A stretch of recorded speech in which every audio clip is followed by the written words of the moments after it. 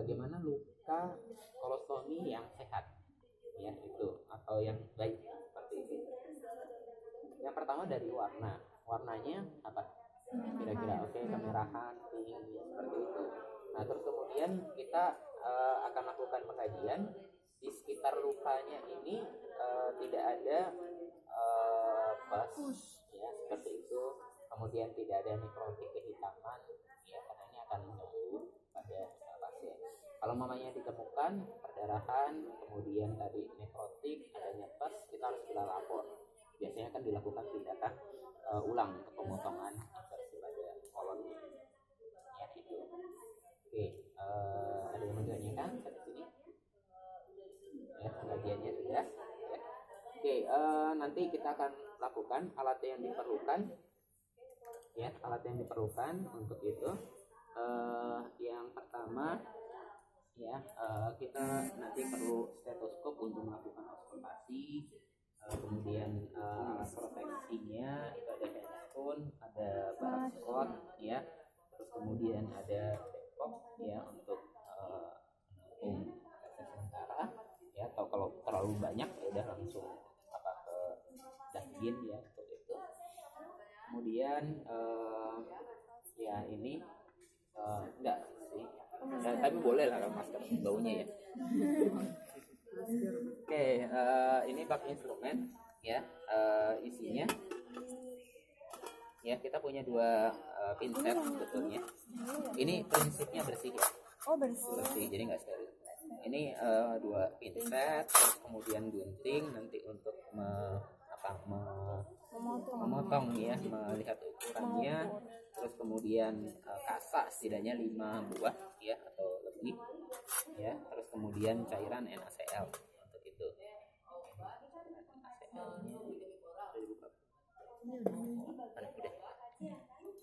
Itu ada bolongan. Udah ada bolongan ya? Udah, tapi harus pakai. Iya.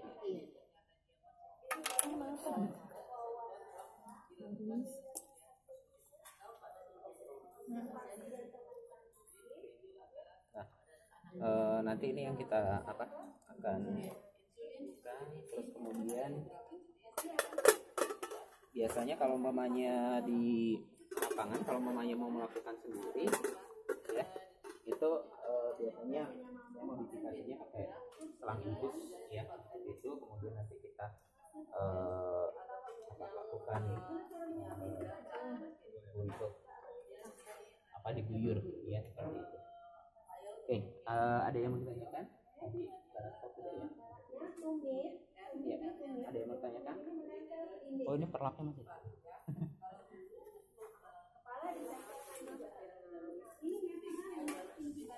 Kalau ganti itunya pantaunya setiap berapa? Ya, ini kan tadi ada beberapa jenis yang mungkin sesuai dengan budget pasien. Kalau yang dipakai yang seperti ini kan sehari udah langsung ganti, ya gitu. Karena biasanya kan kita BAB, setiap kali BAB ini kita akan ganti, ya gitu.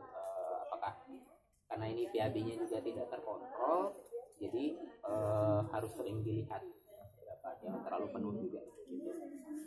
Terus kalau umpamanya yang modelnya seperti ini, ya ini bisa 2-3 hari, ya untuk itu. Jadi ini bisa dibuka kemudian diklem untuk dikeluarkan, gitu, ya untuk itu. Nggak dicuci. Jadi ya udah, ini begitu tempel, ya nanti kalau mamanya udah 2 hari kita buang sama sih. Karena kalau mamanya ini udah nggak ini lagi, udah nggak nempel, ya. Sekali pakai cuman bisa 2 hari, ya 3 hari. Nah ini salep, tapi sebenarnya bukan ini, ya salepnya ini patin. Tapi kalau mamanya ada zinc, ya kandungannya zinc, ini fungsinya untuk mencegah adanya iritasi, ya kemerahan atau ini mungkin tambahannya kalau dirasakan pasiennya memang alergi terhadap plastik atau latex. Oke, ada lagi yang mau ditanyakan? Cukup? Ya. Kalau mamanya itu kita mulai prosedurnya, ya. Oke, selamat sore Ibu. Perkenalkan saya dengan perawat Erwan. kawan-kawan, apa betul ini dengan Ibu Yanti? Ya, Ibu Yanti, sore ini kita akan melakukan perawatan kolostomi atau perawatan pada luka operasi yang sudah Ibu lakukan. Kita akan melakukannya di sini kurang lebih sekitar 15 menit, ya Bu ya. Apakah Ibu bersedia? Ya, kalau Ibu bersedia, saya akan persiapkan alatnya terlebih dahulu. Nanti kita akan melakukan pemeriksaan terlebih dahulu, baru dilanjutkan dengan perawatan lukanya. Oke. Nah, ini kita sudah kontak dengan pasien, cuci tangan, ya, kembali lagi tutup scarumnya, ya, untuk itu.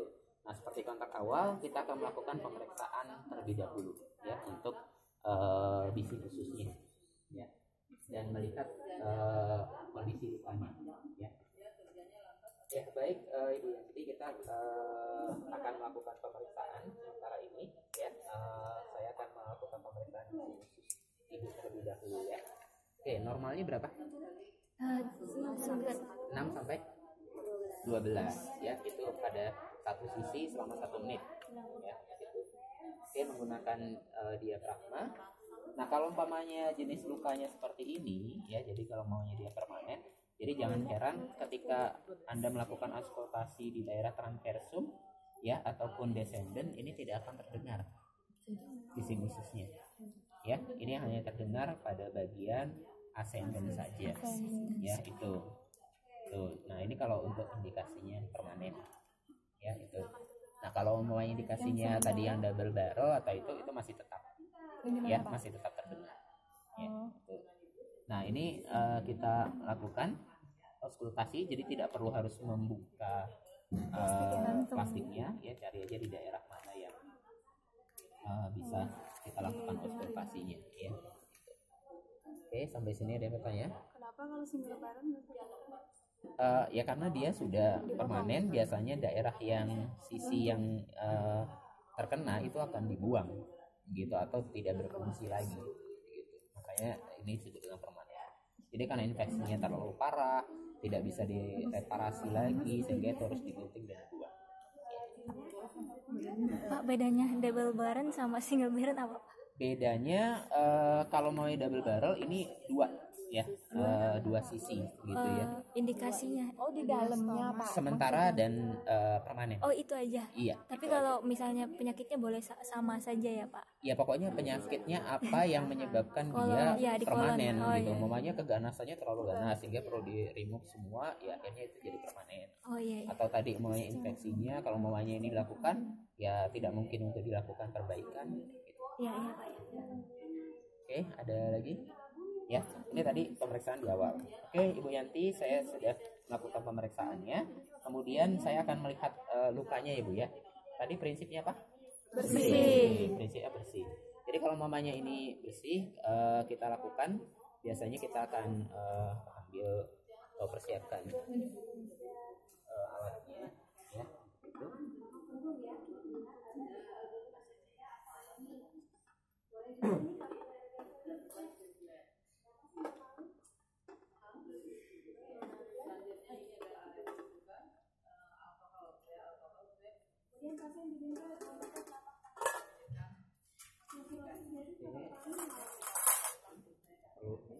Ya, kita buka atau kita basahkan satu. Ini belum ada.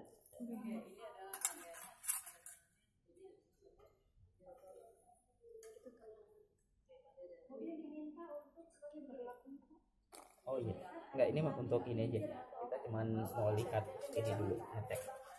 Ngecek ininya. Belum tindakannya ya. Nah, biasanya untuk awal kita perlu basahi pinggir-pinggirnya, ya, di sekitar muka, ya. Ini kan lengket ya. Kita hanya buka sedikit ya untuk mengecek bagaimana kondisi dari lukanya. Nah, sampai sini kita lihat observasi tadi apa yang nggak boleh atau perlu dilaporkan kalau ada. Oke, ada pus, ada kehitaman, cairan berlebih, ya. Terus kemudian ya perdarahan. Nah, ini kita lihat. Oke, kalau memang tadi nggak ada bentuknya. Oke, kalau memang tidak, oke kita tutup kembali ya. Baik Bu Yanti, saya lihat lukanya baik ya, seperti itu. Kita akan lanjutkan prosedurnya untuk penggantian kolostomi bagnya ya Bu ya. Nah ini kita mulai pakai tadi apa safety-nya ya, ada handphone, kemudian barang apron. Apronnya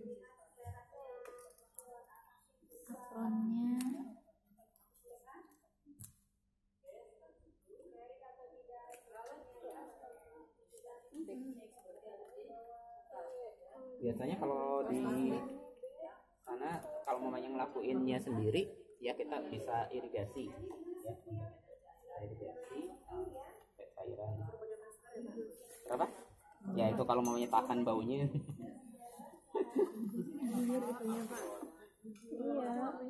diusir ngebut ngebut ngebut prosedurnya enggak, ini mau dipegang aja dia enggak ini.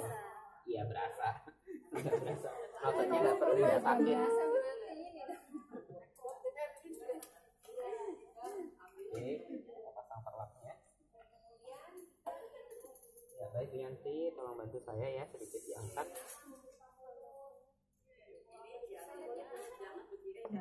Iya.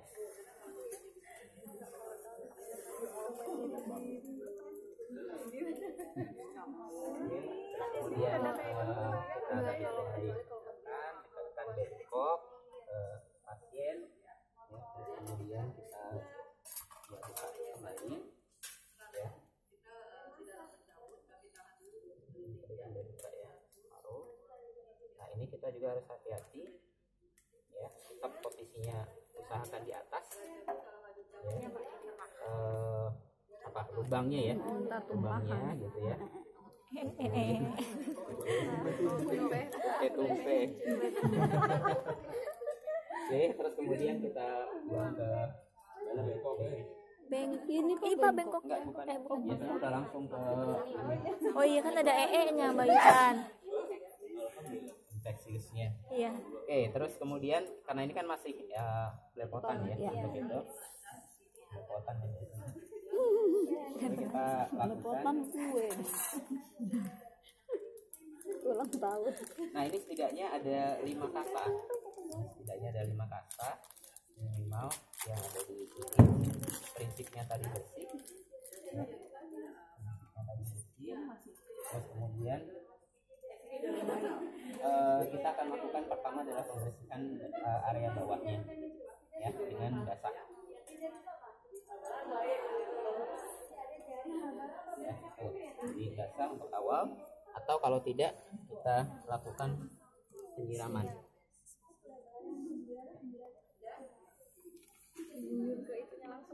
Iya. Kepalanya. Oke, kalau pasiennya bisa agak miring ya, miringkan saja.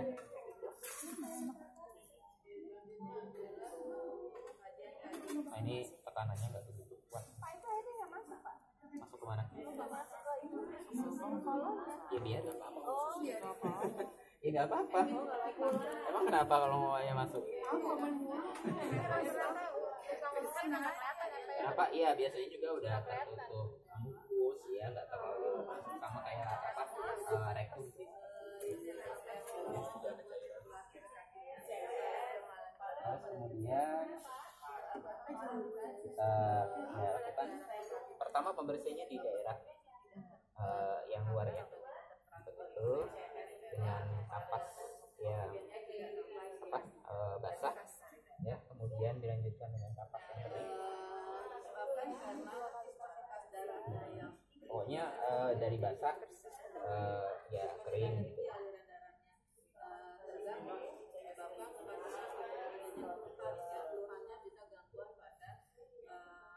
Nah terus kemudian kita atas ya. Nah, atas ini juga tidak boleh terlalu bersih karena itu akan mengakibatkan mukusnya itu hilang. Jadi ada kalau maunya terlalu rajin, kuning-kuningnya gitu ya, pesnya kayak gitu masih ada, ini harus bersih sampai dikorek-korek gitu ya. Nah itu nggak boleh ya, jadi cukup gentle aja ya di atasnya, jadi lembut untuk itu Oh kakak, gentle ya. lembut. Nah, iya udah kayak gini aja gitu, dengan lembut ya. Iya ntar juga keluar lagi, terus habis itu dengan yang kering.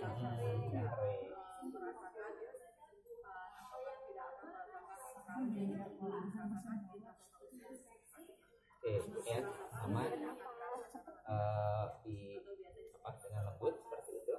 Terus kemudian kalau memang tadi perlu diberikan salep, ya kita sekitarnya itu kita kasih salep ya. Jadi ada ya pinggirnya aja. Salapnya dibocor Kak. Kenapa? Salapnya dibocor. Iya bisa yang bawahnya mengandung zinc ya untuk mencegah adanya tadi apa kemerahan, bukan infeksi ya, lembab dan kemerahan. Nah ini sudah, terus kemudian ya kita lakukan ya, penutupan. Nah ini kantong kolostominya sesuaikan dengan lubangnya. Nah ini kita visualisasi berapa gunting apa akan dilakukan pengukuran ya lubangnya. Nah ini yang penting ya Pak, kalau di nggak ada plastik, kita bikin plastik ini pakai kiloan boleh? ini modifikasi kan. Kiloan. Tapi itu udah plasternya udah kayak gitu. Iya plasternya kayak gini, kalau nggak pakainya double tip ya. Apa? Iya kalau yang kayak gini aja itu berapa ya? Harganya sekitar hampir ratusan ribu Pak. Iya sekarang kayaknya masih di bawah 100 deh. Kalau yang yang warna 80 putih kan? Enggak itu loh. ini yang murahnya. kalau swasta BPJS yang dijamin. Pak, kalau misalkan setelah ditutup itu dilingkarin dulu kain kasa baru ditutup boleh nggak? Untuk sementara maksudnya boleh sih ya, boleh aja. Kalau motong ini kan mungkin nggak terlalu lama, tapi kalau motongnya jauh tadi kelamaan ya boleh aja. Nah ini kan biasanya ada bagian-bagian yang tajam ya. Nah ini yang harus hati-hati juga ya, kalau mamanya itu dia bisa mengiritasi. Oh ya? Iya, ada kayak buat lapisin area itunya supaya dia nggak Buat lemnya. Iya ada iya. lemnya dia. Apa ini namanya? Namanya Banyak kayak kacang, kayak selai kacang. kayak selai kacang tempelin dulu. Ya itu berarti bisa ya. Namanya apa? Ada di swasta doang. Oke. Nah ini karena posisinya ini nanti akan bawah ya, jadi posisinya ke bawah sini. Nah ini kita akan lakukan pembukaan ya, separuh dulu nanti ya.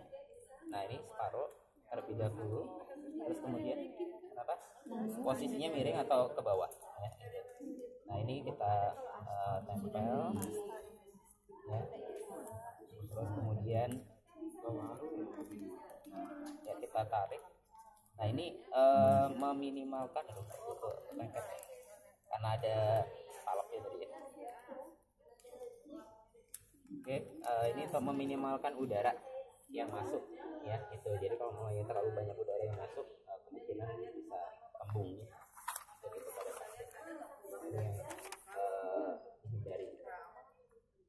Oke, sampai sini prosedur awalnya sudah dilakukan. Baik Bu Yanti, kita sudah selesai. Bagaimana perasaannya? Ya, kalau sudah, saya akan kembali lagi 2 jam untuk melakukan pemeriksaan dan tanda-tanda vitalnya ya. Oke, ini alatnya akan saya bereskan terlebih dahulu. Kenapa? Masker. Iya, tadi kalau mamanya nggak kuat, pesesnya boleh pakai masker ya. Itu wajib. Enggak. Kalau nggak pakai juga nggak apa-apa kan? Ya tadi kalau mamanya pasiennya kemerahan, ada indikasi alerginya ya, boleh pakai salep. Oh, berarti kan nggak wajib ya Pak? Ya karena ini kan kalau sudah permanen seperti ini seumur hidup ya pakainya. Gitu ya. Salah paham. Bapak, kalau misalnya kita pertama kali mau periksa kan kalian kita pasang semua dirapikan alat kita boleh? Kalau mau periksa Ya kan tadi kan pertama pemeriksaan pakai stetoskop. Nah udah itu nggak usah pakai ini. Nah selanjutnya pemeriksaan lukanya itu langsung dipasang perlah, terus kita langsung APD gitu. Jadi pas periksa itu langsung sekalian diganti. oh biasanya kan kalau mamanya pemeriksaannya ya boleh aja sih, maksudnya itu nggak prinsip gitu ya, cuman kalau prinsip prosedurnya kan mulai dari prosedur awalnya itu pemasangan ini, dan ini dilakukan setelah hasil pemeriksaan hasil pengkajian pada lukanya gitu. Jadi kalau lukanya kira-kira nggak memenuhi untuk dilakukan ya kita lapor, jadi nggak usah dilakukan karena lukanya bermasalah kan tadi, perdarahan.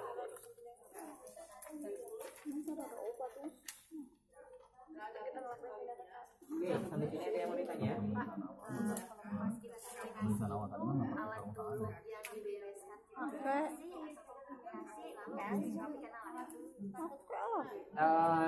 Itu kan basic, yang penting kalau mamanya takutnya kalau mamanya dia tadi bagaimana keadaannya sekarang, oh, ternyata kayaknya masih kurang nyaman nih, berarti kan kita ada perlu yang kita ganti atau posisinya perlu dirubah ya, seperti itu. Nah ini kan menanyakan bagaimana kamu. Nah untuk itu ya tentunya kalau prosedur seperti prosedur yang lain alatnya sudah dibereskan baru terminasi gitu ya. Nah itu kalau itu sudah begitu. Pak Irwan, kalau untuk melihat kondisi luka kalau dilihat gini aja kan Kalau mamanya ini ketutup sama feses, oh iya. iya kan? Untuk itu. Kalau Maya belum tentu. Ya kalau Maya ada ini rasanya banyak kan nggak bisa. Iya tadi dibuka paling nggak sana bagaimana keadaan lukanya, kita bisa lihat ya. Setiap hari atau kalau misalkan nggak penuh harus setiap hari? Kalau ini kan kita nggak, ya memang nggak boleh penuh ya sepertiga gitu kan, karena kan feses ada cairan. Nah kalau kondisinya seperti ini ya ini memang harus diganti setiap kali. Kalau Maya orang normal itu aja sehari itu sekali 2 kali, dan ini ditambah dengan cairan ya mungkin bisa 3 kali 4 kali dan hanya dari sekarang karena nggak terkontrol. Biasanya keluarganya udah nggak. Nah ini kan karena kolon ascendant descendant transversum, jadi semakin mengarah ke ascendant dia akan semakin cair. Gitu. Jadi kalau semakin mengarah ke sini maka dia akan semakin banyak penyerapan cairan. Biasanya letak daerah mana aja? Ya biasanya kalau mamanya itu kan sesuai dengan lokasinya, tapi biasanya yang tersering itu justru kejadian di bawah ya, itu antara pertemuan intestinal minor dengan mayor, yaitu di bawah di samping ilium. Nah itu biasanya di situ yang sering terjadi obstruksi gitu, karena dia harus naik ke atas kan dari posisinya. Kalau peristaltiknya nggak bagus, diadomnya nggak bagus, itu biasanya obstruksi di situ. Nah terus kemudian daerah sini nih pertemuan antara ascendant dengan descendant. Nah ini juga sering terjadi obstruksi. Nah kemudian kalau bagian bawah ini karena infeksinya dari rektum ke atas, nah ini tergantung daerah descendantnya. Ya, biasanya sih 3 tempat itu. Oke, stop ya. Tadi bereskan alat ya.